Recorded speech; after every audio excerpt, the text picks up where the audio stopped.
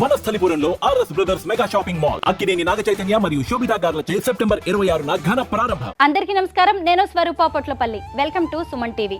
వారిద్దరూ ఒకే రక్తం పంచుకు పుట్టిన వాళ్ళు, ఒకే పేగు తెంచుకు పుట్టిన అక్కా చెల్లెళ్ళు. అక్కకు ఆరోగ్యం బాగా లేకపోతే ఆ చెల్లెలు నేనున్నానంటూ భరోసా ఇచ్చింది. మాటలతో ధైర్యం చెప్పి సరిపెట్టలేదామె.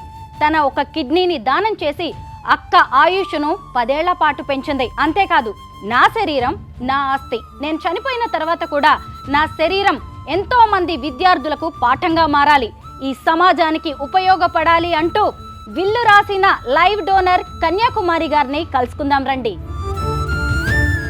మీరిద్దరూ ఒకే రక్తం పంచుకు పుట్టిన అక్కా చెల్లెళ్ళు.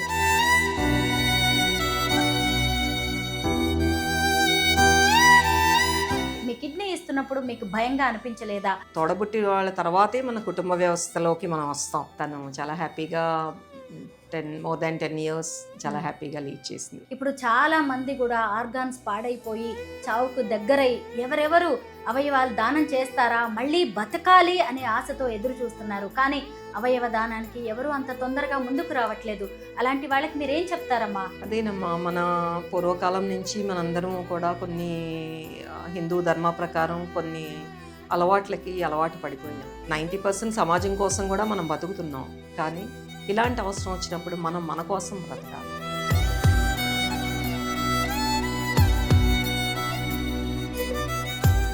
అసలు శరీర దానం అంటే ఏంటి, ఏం చేస్తారు? శరీర దానము అంటే మన ఫుల్ బాడీ, మన కెడావర్ న్యాచురల్ డెత్ అయినప్పుడు మా ట్రస్ట్ ద్వారా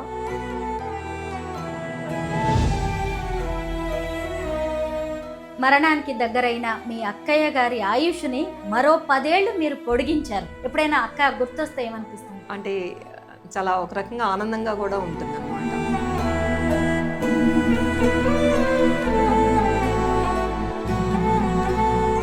తన కిడ్నీ దానం చేసి అక్కయ్య ప్రాణాలు కాపాడుకున్న retired teacher Savitribai Phule educational and charitable trust trustee Kanyakumari గారు నాతో పాటు ఉన్నారు. ఆవిడతో మాట్లాడదాం.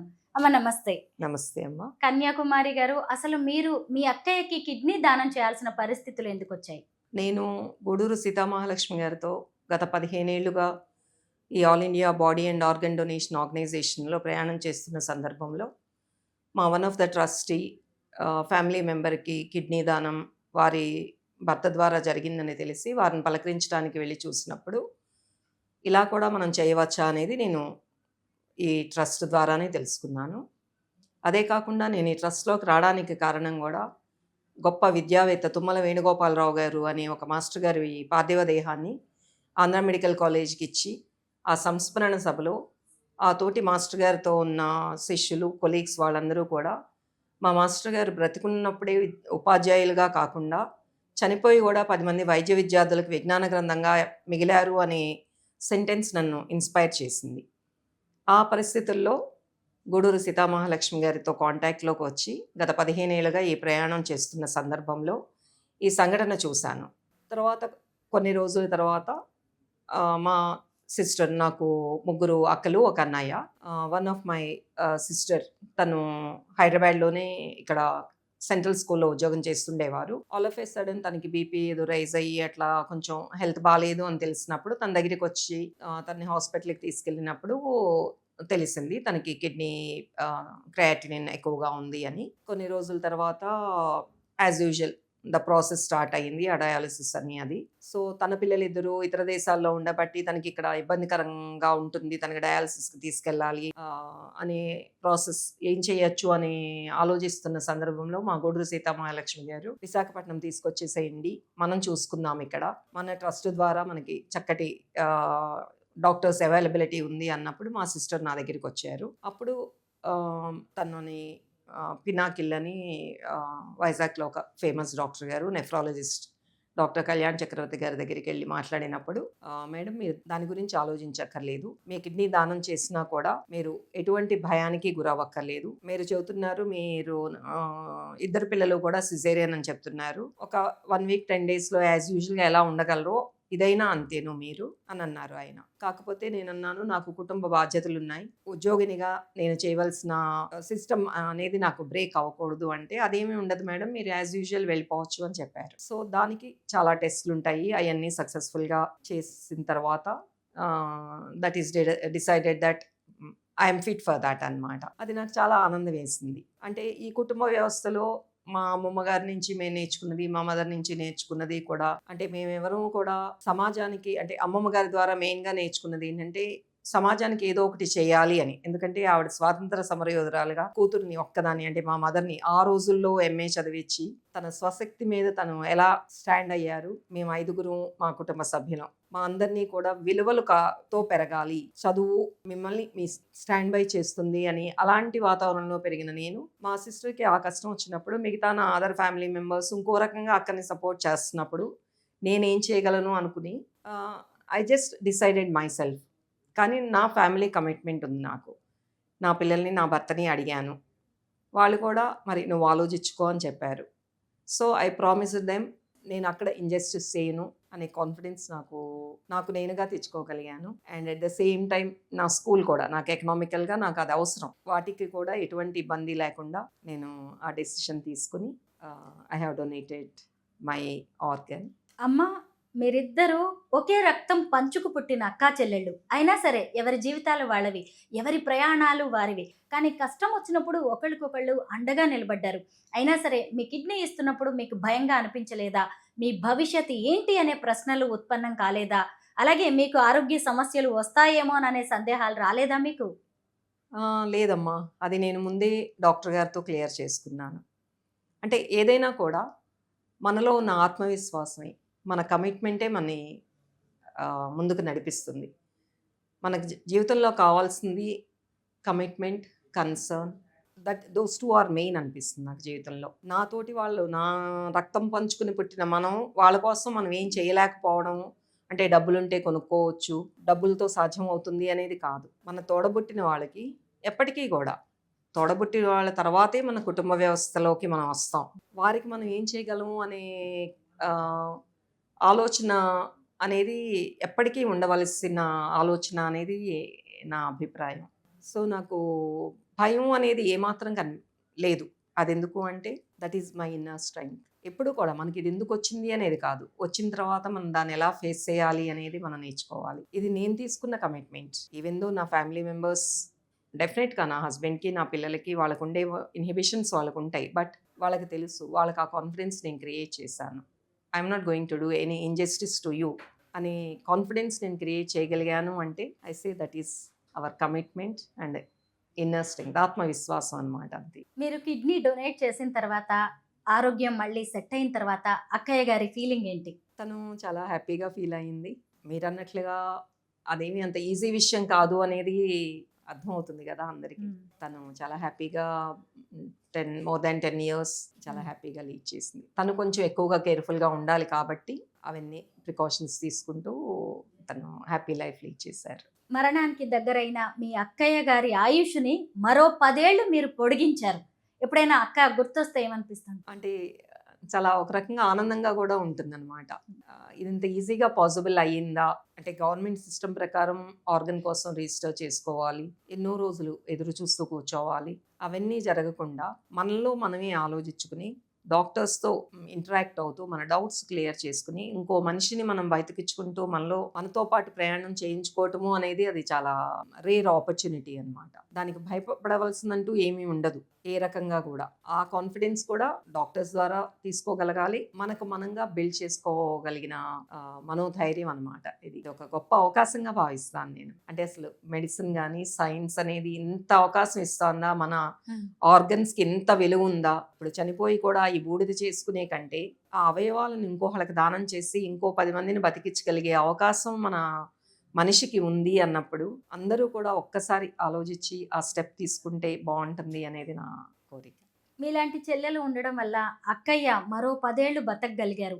ఇప్పుడు చాలా మంది గూడా ఆర్గాన్స్ పాడైపోయి చావుకు దగ్గరై ఎవరెవరు అవయవాలు దానం చేస్తారా? మళ్ళీ బతకాలి అనే ఆశతో ఎదురు చూస్తున్నారు. కానీ అవయవ దానానికి ఎవరు అంత తొందరగా ముందుకు రావట్లేదు. అలాంటి వాళ్ళకి మీరేం చెప్తారమ్మా? అదేనమ్మా, మన పూర్వకాలం నుంచి మనందరం కూడా కొన్ని హిందూ ధర్మ ప్రకారం కొన్ని అలవాట్లకి అలవాటు పడిపోయాం. 90% సమాజం కోసం కూడా మనం బతుకుతున్నాం. కానీ ఇలాంటి అవసరం వచ్చినప్పుడు మనం మన కోసం బ్రతకాలి. మనం ఎప్పుడు కూడా ఒకరికి సమాధానం చెప్పవలసిన స్టేజ్‌లో మనం ఎప్పుడూ ఉండక్కర్లేదు. మన మనసుకు మనం సమాధానం చెప్పుకోవాలి. అది మంచా కాదా? ప్రొవైడెడ్ మన ఫ్యామిలీ మెంబర్స్‌కి, మనతో ప్రయాణించే మన మనుషులకి ఎవరిని ఇబ్బంది పెట్టకుండా 10 మందికి ఉపయోగపడుతున్నాము అనే కాన్ఫిడెన్స్‌ని, ఆ సంతోషాన్ని, దానిలో ఉండే సంతోషాన్ని ఎంజాయ్ చేస్తూ ప్రయాణం చేస్తే బావుంటుంది అనేది నా సలహా. సంతోషాన్ని పంచుకోవడానికి ఎంతోమంది ముందుకొస్తారు. కానీ మన దుఃఖాన్ని, శోకాన్ని పంచుకోవడానికి ఎవరు ఉండరమ్మా. మీకిప్పుడు ఒకే ఒక కిడ్నీ ఉంది. అక్కయ్య గారి కోసం మీరు ఒకటి డొనేట్ చేశారు. మీ 2 కిడ్నీలు చేయాల్సిన పనుల్ని ఒకే ఒక్క కిడ్నీ చేస్తుంది. మీ ఆరోగ్యం ఎలా ఉంది? నేను వితిన్ 15 డేస్ నేను స్కూల్‌కెళ్ళడం మొదలుపెట్టానండి. అక్కకి కిడ్నీ ఇచ్చిన తర్వాత. అసలు ఆ రిలేటెడ్ అది నాకు లేదు అనే ఫీలింగ్ నాకెప్పుడు ఉండదనమాట. నేను తీసుకోవాల్సిన ప్రికాషనల్లా వితౌట్ డాక్టర్ నాకు ఇష్టం వచ్చినట్టుగా కొన్ని మెడిసిన్స్, పెయిన్ కిల్లర్స్ గానీ అలాంటివి తీసుకోకూడదు. మినిమమ్ అంతే. అలాంటి చిన్న చిన్న ప్రికాషన్స్ తీసుకోవటమే గానీ అమ్మా, ఇన్ని రోజుల నుంచి కూడా నేను ఎటువంటి ఇబ్బందికి గురి కాలేదు. దీనిలో అసలు అధైర్యపడవలసిన పని లేదు. ప్రతి ఒక్కళ్ళు కూడా ఇంట్లో వాళ్ళకి అవసరం వచ్చినప్పుడు మనం ఏదో రిజిస్టర్ చేసి డబ్బులు కట్టి, లేదంటే అమ్ముకునే బేదలు ఉంటున్నారు ఈ రోజుల్లో. వాళ్ళ దగ్గర నుంచి తెచ్చుకుని డబ్బు ద్వారా మనం కొనుక్కోవచ్చు అనే ఆలోచన పక్కన పెట్టి, మనం చేయగలమేమో, మనది సూట్ అవుతుందేమో అని ఒక్క నిమిషం ఆలోచించి ముందుకెళ్తే కొంత సమస్య తప్పకుండా తీరుతుంది. ఎంతోమంది ఎదురు చూస్తున్నారు ఆర్గన్స్ దొరకక. ఎస్పెషల్లీ కిడ్నీ ప్రాబ్లం అనేది, కిడ్నీ ఫెయిల్యూర్స్ అనేది ఈ రోజుల్లో చాలా ఎక్కువగా ఉన్నాయి. ఎంతోమంది దాతలు అలా ఎదురు చూస్తూ ఆ డయాలసిస్‌ని ప్రాసెస్‌ని ఫేస్ చేస్తూ ఫిజికల్‌గా, ఫైనాన్షియల్‌గా ఫ్యామిలీలు డిస్టర్బ్ అవుతూ కూడా ఎంతోమంది ఎదురు చూస్తున్నారు. మనకి మనంగా ఒక్క నిమిషం ఆలోచించి ముందుకు వెళ్తే కొంత సమస్య తీరుతుంది. 40 మంది మహిళలు, మాతృమూర్తులు ఏకమై సావిత్రిబాయి పూలే ట్రస్ట్‌ని ఏర్పాటు చేశారు. దాని ద్వారా ఎంతో మందికి శరీర అవయవ దానం గురించి అవేర్‌నెస్ కల్పిస్తున్నారు. అలాగే విద్యాదానం చేస్తున్నారు. మీ ట్రస్ట్ గురించి చెప్పండి. నాకు చాలా ప్రౌడ్‌గా అనిపిస్తుంది మేడం. నేను చదివింది ఎంఏ హిస్టరీ చదివాను. కానీ నేను చదివిన 10 పేపర్లు, 11 పేపర్లు పరీక్షల కోసం చదివాను. కానీ నాకెక్కడ ఒక్క సెంటెన్స్ సావిత్రిబాయి పూలే గారి గురించి నేను చదివిన నాకు గుర్తులేదు. కానీ మా ఈ గూడూరు సీతామహాలక్ష్మి గారి ద్వారా ఈ సావిత్రిబాయి పూలే అనే సంస్థని మేడం స్థాపించి, ఆవిడ హిస్టరీ చూస్తుంటే, మా చైర్పర్సన్ గారి హిస్టరీ చూస్తుంటే, ఒక నార్మల్ హౌస్ వైఫ్‌గా నా ప్రయాణాన్ని కొనసాగించాను. నా చివరి ప్రయాణంలో నాకు ఈ గూడూరు సీతామహాలక్ష్మి గారు పరిచయం అవ్వటం, ఆ సంస్థలో నేను ఒక మెంబర్‌గా అవ్వడం, నేను ఒక ప్రైవేటు ఉద్యోగినిగా నేను చాలా మీగర్ సాలరీనే సంపాదించుకునేదాన్ని. బట్ దానిలో నుంచి ఒక 500 ఒక 1000 ఎంతో కొంత నా వంతు నేను సహాయం చేయాలి అని చేస్తూ మేడంతో ప్రయాణిస్తున్నాను. అది చాలా గర్వంగా అనిపిస్తుంది మాకుగా. దానికి కారణం కూడా ఫ్యామిలీ సపోర్టే. ఫ్యామిలీ అనేది సపోర్ట్ ఇవ్వకపోతే, అంటే ఈనాటికి కూడా మహిళకి ఏదో స్వాతంత్రం వచ్చింది, లేదంటే మనకి అన్ని హక్కులు కావాలి అని మనం అనుకుంటున్నామే కానీ, ఏ హక్కులైనా ఇంటి నుంచి సపోర్ట్ ఉంటే తప్పితే మనం చేయలేము. సో మా ట్రస్ట్‌లో ఉన్న మా సభ్యులందరూ కూడా ఎటువంటి ఇబ్బందులు లేకుండా గత 20 ఏళ్లుగా కూడా మా ప్రయాణాన్ని చాలా గర్వంగా, గౌరవంగా సమాజంలో ఒక చక్కటి స్టాంప్ వేయగలిగాము అనేది నేను చాలా ప్రౌడ్‌గా ఫీల్ అవుతున్నాను మేడం. మీ అక్కయ్య మీ తోడబుట్టిన వ్యక్తి కోసం మీ కిడ్నీ దానం చేయడమే కాదు, సమాజం కోసం మీరు శరీర దానం కూడా చేశారు. అసలు శరీర దానం అంటే ఏంటి? ఏం చేస్తారు? శరీర దానము అంటే మన ఫుల్ బాడీ, మన కెడావర్ న్యాచురల్ డెత్ అయినప్పుడు మా ట్రస్ట్ ద్వారా ఒక ఐడి కార్డ్ అనేది అంటే నేను ఆంధ్రప్రదేశ్కి బిలాంగ్ అయిందాను కాబట్టి ఆంధ్ర మెడికల్ కాలేజ్కి మా ట్రస్ట్ ద్వారా ఐడి కార్డ్ నేను పెట్టుకున్న ఈ ఐడి కార్డ్ అనేది మా ట్రస్ట్ మేము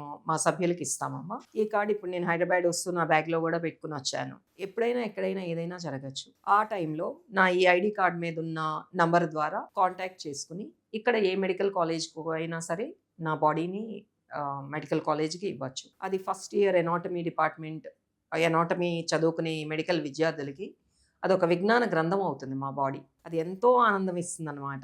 అసలు అంటే చనిపోయి కూడా మనం 10 మందికి సబ్జెక్ట్ నేర్పిస్తున్నాము అనేది గర్వంగా ఫీల్ అవుతాం. కానీ దానికి కూడా ఇంట్లో పిల్లల పర్మిషన్, హస్బెండ్ పర్మిషన్ కూడా ఉండాలి. వారి చావు కూడా signatures. పెళ్లి లాంటిదే అంటారు. చాలా మంది చనిపోయిన తర్వాత తమ అంత్యక్రియలు అనేవి సరిగ్గా జరగాలి, సరిగ్గా చివరి మజిలీ అనేది నడవాలని కోరుకుంటారు. పైగా కొన్ని శాస్త్రాల ప్రకారం కావచ్చు, పురాణాలు, లేదంటే మనకే కొన్ని అపోహలు లాంటివి ఉంటాయి. చనిపోయిన తర్వాత పూడ్చిపెట్టాలి, లేదంటే కాల్చివేయాలి, లేదంటే మళ్ళీ ఆత్మ పునర్జన్మ అనేది ఉండదు అనే కొన్ని నమ్మకాలు ఉన్నాయి. మరి మీకు అలాంటి భయాలేం లేవా? భయం అనేది అసలు లేదమ్మా. నా కుటుంబ వ్యవస్థలో నా కుటుంబానికి ఉండి ఉండవచ్చు. నన్ను హిందూ ధర్మ ప్రకారం, పద్ధతి ప్రకారం బాడీని బూడిద చెయ్యాలేమో, ఆత్మ మరి ఉండి పైకి వెళ్తుంది అనేది ఎవరి నమ్మకాలు వాళ్ళవి ఖండించలేము. కానీ మా బాడీ అంతకన్నా ఘనంగా పూలరథంలో వెళ్ళి 10 మంది వైద్య విద్యార్థులకి ఒక విజ్ఞాన గ్రంథంగా ఆ ఎనాటమీ డిపార్ట్మెంట్లో ఉన్నప్పుడు యాజ్ ఎ లైవ్ మేము వెళ్ళి చూస్తాము. ఆ కెడావర్స్ని మేము అక్కడ సబ్మిట్ చేసి వస్తున్నప్పుడు ఆ విద్యార్థులు కానీ డాక్టర్స్ కానీ వాళ్ళు మమ్మల్ని రిసీవ్ చేసుకునే విధానం చూస్తే చాలా గర్వంగా అనిపిస్తుంది. అంటే మనం చనిపోయి కూడా ఇంత ఉపయోగపడుతున్నామా సమాజానికి అనేది. నా ఫ్యామిలీ మిత్స్ కానీ నా ఫ్యామిలీ మెంబర్స్ కానీ ఏమన్నా అపోహలు, నమ్మకాలు ఉంటే బూడిద చేసినా చేసుకోవచ్చు. మెడికల్ కాలేజ్లో నా బాడీ అలా పడేస్తున్నా వాళ్ళు కావాలనుకుంటే చేసుకోవచ్చు. నా పిల్లల్ని, నా హస్బెండ్ని ఎవరి ముందు ఎవరి వెనక అనేది మనకు తెలియదు. నాకంటూ ఇలాంటి పరిస్థితి చనిపోతే గనక నేను ఎక్కడైనా సరే నా కోసం మీరు ఏ రకమైన ఖర్చులు, ఏ రకమైన ప్రాసెస్ చేయటం అనేది నాకైతే నచ్చని విషయం. అది మీకు కావాలి అంటే సెంటిమెంటల్గా కానీ లేకపోతే పక్కన వాళ్ళు ఫ్యామిలీ భయపెడితే అది it is up to them. వాళ్ళు పూజలు పునస్కారాలు చేసుకుంటారు అనేది అప్ టు దెమ్. బట్ నా విల్ అనేది కోరిక. ఆస్తులుంటే కోరికలు వేరుగా ఉంటాయి. ఇది ఆస్తి కాదు. ఇది నా విషయంలో నా బాడీ నాకు ఆస్తే, చాలా వాల్యుబుల్ నా బాడీ నాకు. ఎన్నో కోట్ల విలువైన ఆర్గన్స్తో నేను నా ప్రయాణాన్ని కొనసాగిస్తున్నాను. సో ఆ విల్లు నాకు ఆ రకంగా తీర్చమని నా పిల్లలకి ఇప్పటి నుంచి కూడా నేను చెప్తున్నాను. బికాస్ వాళ్ళు కూడా ప్రాక్టికల్గా ఉండాలి అనేది నా ఆకాంక్ష. అందరూ ఆస్తులు అంతస్తులకి సంబంధించి విల్లు రాస్తారమ్మా. కానీ మీరు మీ శరీరం అనే ఆస్తిని దీనికి సంబంధించి మీరు విల్లు రాయడం అనేది చాలా గొప్ప విషయం. ఎంతోమంది మహిళలే కాదు మనుషులందరికీ కూడా ఆదర్శప్రాయం. మరణం అనేది తథ్యం. ఎవరికి చావు ఎప్పుడు ఎలా వస్తుందో తెలియదు. కానీ చనిపోయిన తర్వాత మనమందరం బతికి ఉండాలని కోరుకోవడం, పైగా బతికి ఉన్నప్పుడే ఈ శరీరం మరి 10 మందికి ఉపయోగపడాలి అని చెప్పి దానికి సంబంధించిన చర్యలు తీసుకోవడం, బతికి ఉన్నప్పుడే తోడబుట్టిన వాళ్ళకి, లేదు అంటే మనతో పాటు ఉంటున్న ఎంతో మందికి ఇలాగా కిడ్నీలు లేదంటే ఇతర అవయవాలు దానం చేయడానికి ఇలా ముందుకొస్తున్న మనుషులకి ఎన్ని నమస్కారాలు చెప్పినా తక్కువే. అమ్మా ధన్యవాదాలు. అసలు నమస్తే చాలా గొప్ప అమ్మా. విషయాలు తెలుసుకున్నాం ఈ రోజు మీ ద్వారా. నమస్తే. ఎంతో Thank మందిని you. మీరు ఇన్స్పైర్ చేస్తున్నారు. సుమన్ టీవీలో మీ పర్సనల్ అండ్ బిజినెస్ ప్రమోషన్స్ కోసం కింది నెంబర్కి కాంటాక్ట్ చేయండి.